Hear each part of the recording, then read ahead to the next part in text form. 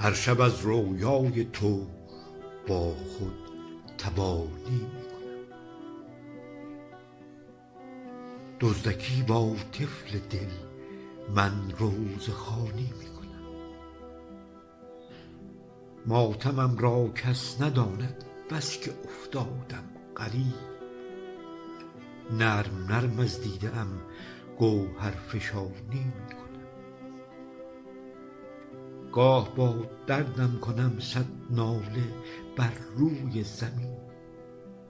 گاه صدر آسمان سوز نهانی میکنم.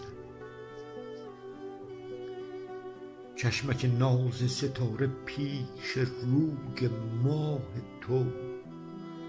تا که میبینم دلم را آسمانی میکنم. فتنه ها دیدم من از فتانه چشمان تو. دیگر از هر فتنه‌ات تدبیر آنی میکنم. قصه فرهاد و شیرین چون لب شیرین تو کرده تفسیرم روایت بازخوانی میکنم. دوستت دارم شنیدم از لبان قند تو. اوج پیری در خیال خود جوانی میکنم. چشمک پروین چه ارزد پیش چشمک های تو. چشم در چشم تو من چشمک پرانی میکنم.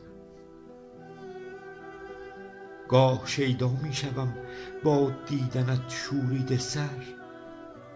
گاه رامم مثل موسی من شبانی میکنم. چون عصا بر دست دارم دست دادم معجزه. گرگ جان را بره کرده چوب تانی میکنم. طالب این احوال دل از شهریار الهام شد.